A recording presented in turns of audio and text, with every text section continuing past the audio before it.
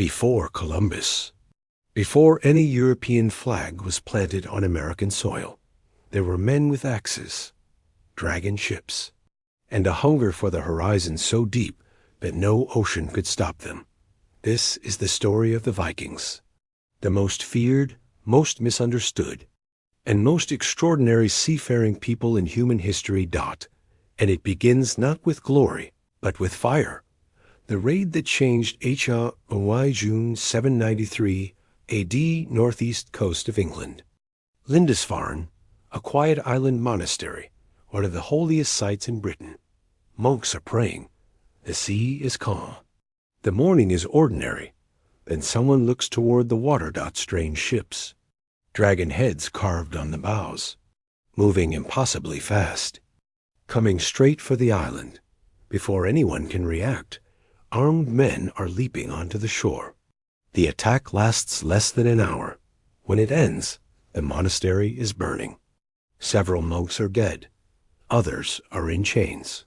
The gold, the jeweled crosses, the illuminated manuscripts gone. Word spreads across Europe within weeks. A new terror has come from the north. The Vikings have arrived. Who are these people? Most people picture the Vikings as pure destroyers. That picture is wrong. The Norse people from modern Norway, Sweden, and Denmark were farmers, fishermen, craftspeople, and traders. Raiding was one activity among many, but their landscape made them extraordinary. Scandinavia was harsh. Rocky soil, brutal winters, barely enough farmland to survive. If you could not feed your family from the land, you turned to the sea. And the Norse had mastered the sea like no one else. Their longships were the greatest vessels of the medieval world. Clinker-built, with overlapping hull planks that flexed, with ocean waves, shallow enough to sail up rivers, fast enough to outrun anything afloat, beautiful enough to be works of art. With these ships, the horizon became a doorway, and from 793 AD onward, the Norse walked through it and remade the world. The age of RAIs. The Lindisfarne attack was not an accident. It was the beginning of a pattern that repeated across Europe for 2 centuries. Vikings raided England, Scotland, Ireland, France, Spain, Portugal, and North Africa. They sailed up the rivers Seine, Loire, Rhine, and Thames. They attacked Paris. Twice. They appeared where no enemy had ever come from before. Out of the sea, with no warning. They were not invincible. They lost battles. They were sometimes driven back, but they kept coming, year after year, generation after generation. Why? Partly economics. Monasteries held centuries of accumulated gold and had never needed to defend it before. Partly demographics. Norse inheritance laws meant younger sons received nothing. The sea offered what the land could not. And partly culture. The sagas, the great Norse stories, celebrated the bold man who sailed into danger. Dying in battle meant Valhalla. Staying home meant being forgotten.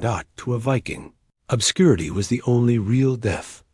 More than our AIs here is what the history books miss, because the people writing those books were the ones being raided.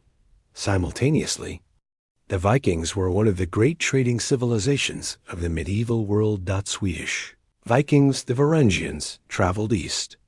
They crossed the Baltic, followed the rivers of Russia and Ukraine south, and reached Constantinople and Baghdad. They traded furs, amber, and slaves for silver, silk, and spices.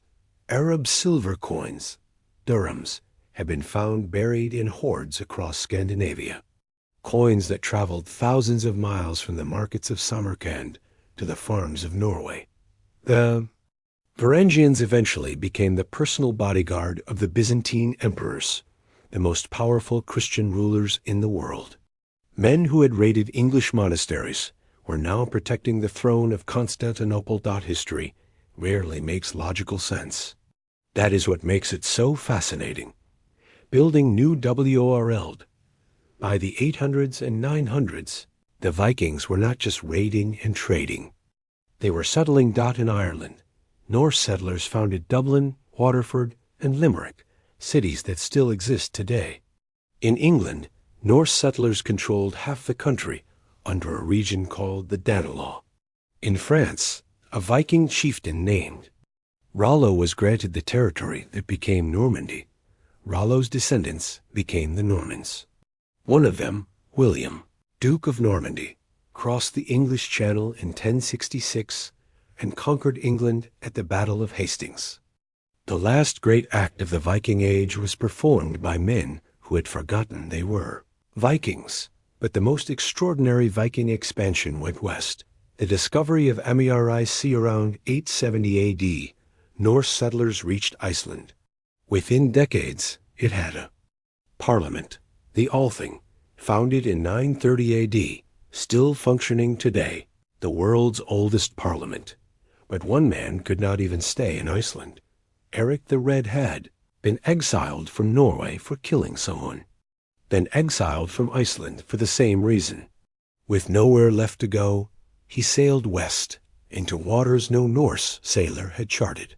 After weeks at sea, he found a massive island with habitable fjords along its coast. He called it Greenland, not because it was green, because he needed people to come. They came, and Eric's son, Leif Erikson, heard stories from a sailor who claimed to have seen a forested coastline further west. The sailor had not stopped to investigate. He had turned home. Leif Erikson was not that kind of man. Around 1000 A.D., Leif sailed west from Greenland. He found ice, then flat rock, then a forested land he called Vinland Wine Land. Because of the wild berries, his crew discovered their in 1960. A Norwegian couple discovered the proof. At Lance O Meadows in Newfoundland, Canada, 8 Norse buildings, real artifacts. A bronze cloak pin made in Scandinavia around 1000 A.D., not myth, not legend. Historical fact, 500 years before Columbus. The Vikings found America. They built a small settlement. They stayed a few years. Then, probably due to conflicts with the indigenous people they called Skraelings, they left. They never went back in numbers, not the most significant geographical discovery in human history, and they walked away from it.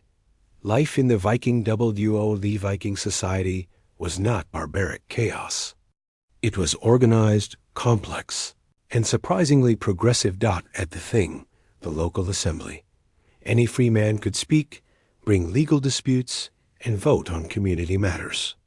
No one, not even kings, was above the law. Women had more legal rights than almost anywhere else in the medieval world. They could own property independently. They could divorce and keep their dowry.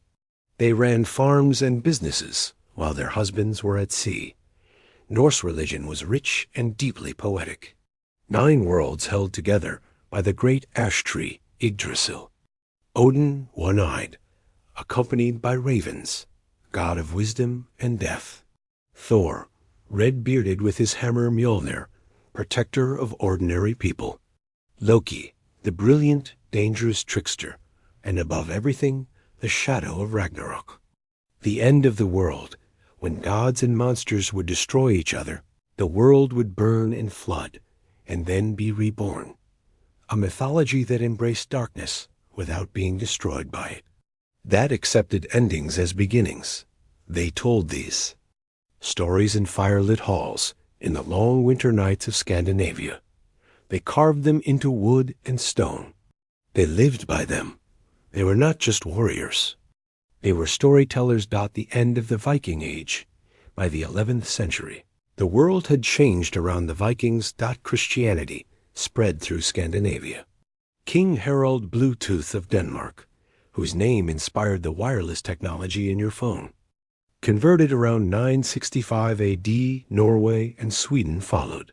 The old gods faded. Europe became more organized. Coastal defenses improved. Raiding became dangerous and unprofitable. Norse settlers across the continent had integrated with local populations. becoming Irish, English, French, Russian. The Viking identity dissolved into the peoples they had once conquered. The Battle of Hastings in 1066 marks the traditional end. But William the Conqueror, who won that battle, fought under a Christian banner speaking French. The last act of the Viking saga was performed by men who no longer recognized themselves in it. The dragon ships were beached. The longhouses fell quiet. The age of raids was over. The Elegiaci, why, but the Vikings never really left. Their words are in our mouths every day. Sky, window, knife, Esmond, Thursday, Thor's Day, Friday, Frigg's Day. Viking words spoken 1,000 years later without a second thought. Their cities still stand. Dublin, Kiev, Normandy. The routes they opened, east to Baghdad, west to Newfoundland, changed the shape of trade and knowledge forever. Their DNA is in millions of men. People across Britain, Ireland, France, Russia, and beyond. Their myths are in our movies, our books, our video games, our imagination. We are still fascinated by them because they represent something pure and terrifying. The willingness to sail into total darkness with nothing but a wooden ship, and iron will to go where no map existed. To trust courage over certainty. The sea called to them, and they answered every time, without hesitation, without fear, because to a Viking there was only one thing worse than dying: staying home.